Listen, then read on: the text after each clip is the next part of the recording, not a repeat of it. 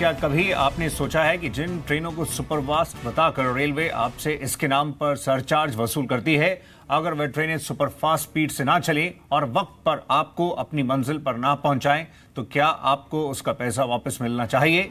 यह सवाल इसलिए कि शुक्रवार को संसद के पटल पर रखी गई सीएजी की रिपोर्ट में भी यही कहा गया है। रिपोर्ट में बताया गया है कि रेलवे सुपरफास्ट सरचार्ज के नाम पर करोड़ों रुपए वसूलती है, लेकिन सुपरफास्ट तमगे वाली कई ट्रेनों ने तो सुपरफास्ट स्पीड ही नहीं चलती हैं और ना ही वक्त पर अपने गंतव्य पर वो पहुंच पाती हैं। सीएजी की रिपोर्ट में बताया गया है कि नॉर्थ सेंट्रल रेलवे एनसीआर और साउथ सेंट्रल रेलवे ने सुपरफास्ट सरचार्ज के नाम पर यात्रियों से 11.17 करोड़ रुपए वसूले हैं, लेकिन उनकी कुछ सुपरफास्ट ट्रेनें 95% से ज्यादा लेट रही हैं। तो इस तरह से ये सीएजी की रिपोर्ट में ये बातें रखी गई हैं और ये बताया गया है कि बात तो सुपरफास्ट की हो रही है, टैग उन्हें सुपरफास्ट का दिया गया है, लेकिन ज़्यादातर ट्रेन अपने डेस्टिनेशन पर और जहां तक पहुंचने की बात है उसमें काफ़ी देरी हो जाती है। सीएजी की रिपोर्ट में कई सारी जो रेलवे को लेकर बातें रखी गई हैं, उसमें से ये एक स्पेसिफिकली सुपरफास्ट सरचार्ज की जहाँ तक बात है, जिस पर करोड़ों रुपये रेलवे वसूलती है। इस स्पेसिफिकली इस सफ़र को अगर आप अवेल करना चाहते हैं, इसमें यात्रा करना चाहते हैं, लेकिन सुपरफास्ट तमगे की जहां तक बात है,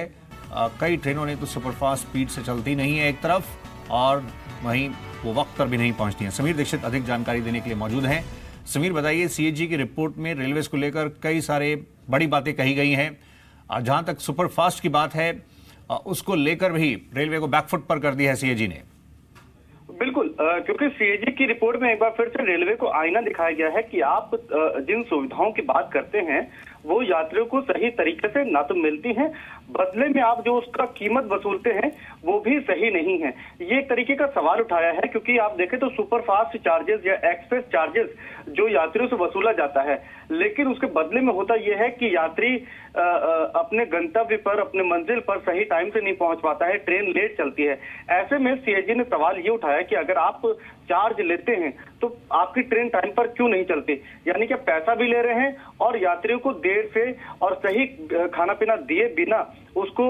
ट्रेन में सफर करने के लिए मजबूर कर रहे हैं। तो ये तमाम दिक्कतों की तरफ सीएजी ने अपनी रिपोर्ट में इशारा किया है, इस बात का जिक्र किया है और रेलवे को एक तरीके से एक तरीके से उसको आईना दिखाया है कि आप अपनी सुविधाओं में या तो सुधार कीजिए, नहीं तो यात्रियों को इसका खामियाजा उठाने के बजाय रेलवे इसकी जिम्मेदारी ले और रेलवे अपना इसमें भार सहन करे। जी शुक्रिया समीर।